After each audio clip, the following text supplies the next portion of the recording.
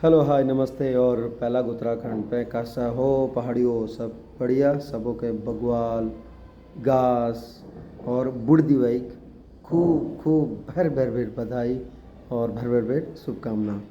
तो इगास है आज इगास। बहुत लोग बोलते हैं कि इगास क्या है, तो इगास का कुछ ऐसा है, कहते हैं कि जो मुझे पता है, जो मैंने पढ़ा, जो मैंने सुना, ऐसा कहते हैं कि इगास यानी कि बूढ़ी दिवाली ठीक दिवाली के 11 दिनों बाद मनाई जाती है। और उसके बाद इगास इसलिए कि जो उत्तराखंड का कुमाऊं क्षेत्र है, कुमाऊं क्षेत्र में, कुमाऊं मंडल में जो राम जी के वापस आने की, श्री राम के वनवास के बाद वापस आने की, विजय पाने के बाद वापस आने का जो था वो 11 दिन बाद पता चला। तो इगास से जो तात्पर्य है, इगास मतलब वो अंकों से है, यानी कि 11 11। तो उससे कि इसीलिए इगास बोलते हैं इसे। और अगर गढ़वाल साइड का ख़ास बताऊं तो इसको इस दिन वो एक रस्सी में मतलब घास के वो बना के और उसके बाद उसे छिल के चीड़ के उसको लकड़ियाँ फाड़ के उसके बांध के उसके बाद उससे खेलते हैं आग जला के, है ना। तो हर जगह की कुछ न कुछ स्पेशलिटी होती है, कुछ न कुछ खासियत होती है। इस दिन बहुत सारे प्रोग्राम्स होते हैं। अब इसने ये मोड़ ले लिया है, मॉडर्नाइज हो गया थोड़ा, तो इस दिन प्रोग्राम्स ऑर्गेनाइज करते हैं। एक तरह से बॉनफायर जो होता है उस तरह के प्रोग्राम्स, रात को कल्चरल प्रोग्राम्स होते हैं बहुत जगह। और अब तो सरकार ने भी, यानी कि उत्तराखंड सरकार ने छुट्टी की घोषणा कर दी है, यानी कि राज्य अवकाश होता है इस दिन। और लोग बड़ी धूमधाम से इगास मनाते हैं, हम लोग सब लोग।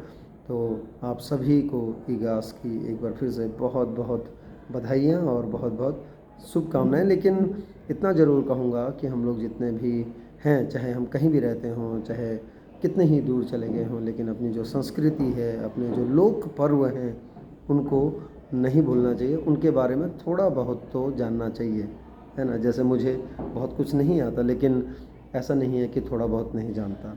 तो इसलिए क्या है, आप पता करते रहिए। जब मौका मिले अपने जो हमारे पारंपरिक परिधान हैं वो पहने, जब मौका मिले तब जो हमारे वाद्य हैं, जो वाद्य यंत्र हैं, या हमारा जो फोक है, फोक म्यूजिक है, वो सुने, उसमें झूमें। और जब भी मौका मिले जो हमारे लोक पर्व हैं उनको मनाने का, आप चाहे कहीं भी हों, 2-4 लोग तो मिल ही जाएंगे। और नहीं भी मिले तो आपका परिवार ही काफ़ी है, क्योंकि कहते हैं ना कि खुशियाँ सेलिब्रेट करने के लिए कोई ज़रूरी नहीं कि बहुत लोग हों। आप उसके अनुसार भी छोटे रूप में उसको जीवित रख सकते हैं, उसे हम हमेशा आगे बढ़ा सकते हैं। फिर चाहे हम हिंदुस्तान के किसी भी कोने में हों, या फिर विश्व में किसी भी देश में हों, या किसी भी महाद्वीप में हों, हम कहीं भी मना सकते हैं अपने लेवल पर।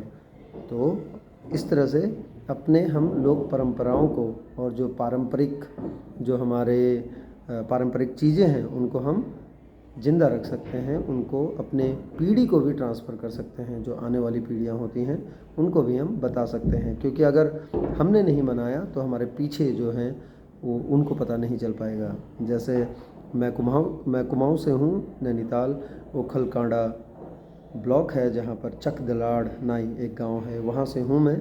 तो वहाँ पर मैं अपने दादा दादी से सुना है मैंने, अपन अम्बुप थे बटी सुनियाक भाई, इस बाजू थे बटी सुनियाक भाई, का ककोरो थे बटी सुनियाक भाई कि बुढ़दी भाई हैं कबीर, है ना। तो वो दिन हम धूमधामल मनाना कुमाऊँ में। और बगवाल लखने थे, बगवाई आ गए बल, और गढ़वाल में इगास।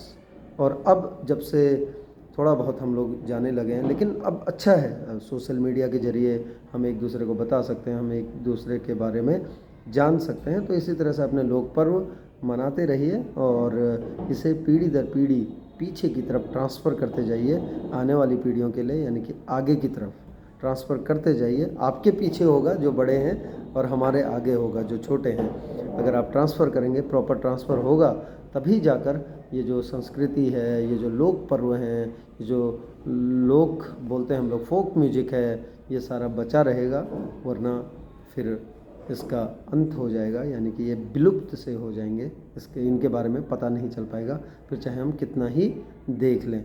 तो जहाँ भी मौका मिलता है, चाहे इंटरनेट पे देखने का, या पुरानी जो किताबें हैं इतिहास की उनको पढ़ने का, उनको जानकर आपस में ये त्यौहार हमको मनाने चाहिए, लोक पर्व।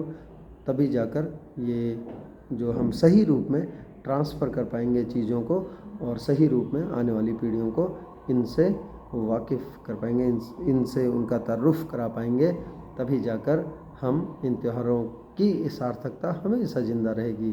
तो एक बार फिर से आप सभी को इगास की, बग्वाल की, बुढ़ दिवाई की ढेर सारी शुभकामनाएं और बधाइयाँ।